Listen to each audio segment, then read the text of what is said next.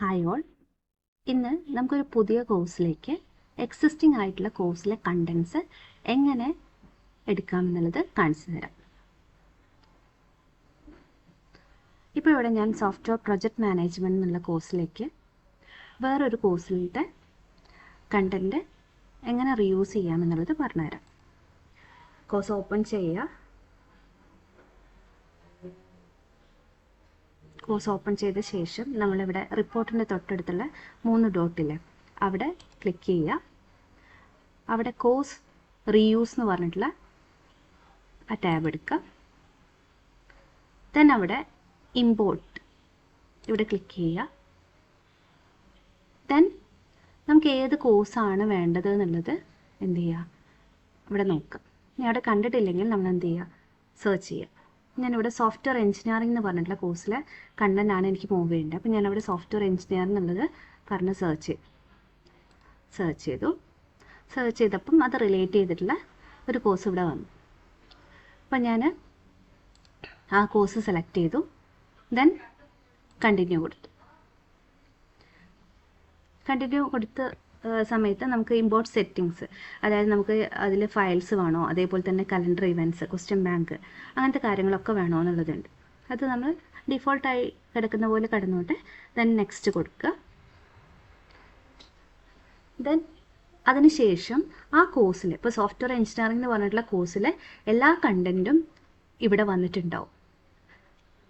Okay, ഇതിന് നമുക്ക് ഏത് മൊഡ്യൂള് അല്ലെങ്കിൽ ഏത് പോർഷനാണോ റീയൂസ് ചെയ്യേണ്ടത് അത് മാത്രം എന്ത് ചെയ്യാം, ടിക്കറ്റ് കൊടുക്കുക. എനിക്കിപ്പം 3rd മൊഡ്യൂൾ മാത്രമാണ് എൻ്റെ കോഴ്സിലേക്ക് ആഡ് ചെയ്ത് വരേണ്ടത്. ഓക്കെ, അപ്പം ഞാൻ ചെയ്യണത് എന്ന് വെച്ചാൽ എനിക്ക് കോഴ്സ് ഇൻഫർമേഷൻ എന്നുള്ള സെക്ഷൻ വേണ്ട, അതുപോലെ തന്നെ സോഫ്റ്റ്വെയർ ആൻഡ് സോഫ്റ്റ്വെയർ എഞ്ചിനീയറിംഗ് എന്നുള്ള യൂണിറ്റ് 1 വേണ്ട, ദെൻ 2nd യൂണിറ്റും വേണ്ട, അതുപോലെ തന്നെ 4th യൂണിറ്റ് വേണ്ട, അതേപോലെ തന്നെ 5th യൂണിറ്റും വേണ്ട. Okay, then previous year question പേപ്പറും വേണ്ട. ഇപ്പം ഞാൻ സെലക്ട് ചെയ്തത് ആകെ മോഡലിംഗ് വിത്ത് UML എന്നുള്ള സെക്ഷൻ മാത്രമാണ്. ഞാൻ ഇവിടെ എന്ത് കൊടുക്കുക, നെക്സ്റ്റ് കൊടുക്കുക.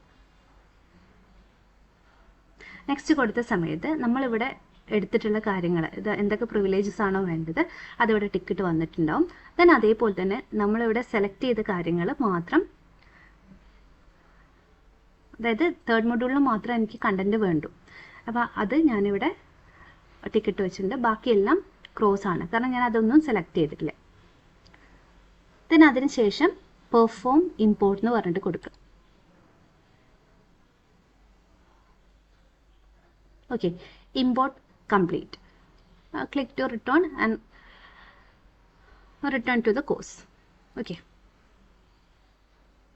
ഇനി നോക്കുക സോഫ്റ്റ്വെയർ പ്രോജക്റ്റ് മാനേജ്മെൻറ്റ് എന്നുള്ള ആ ഒരു ഇതിലേക്ക് മറ്റേ ആ ഒരു 3rd മൊഡ്യൂളിലെ കണ്ടൻറ്റ് വന്നിട്ടുണ്ടോ നോക്കുക.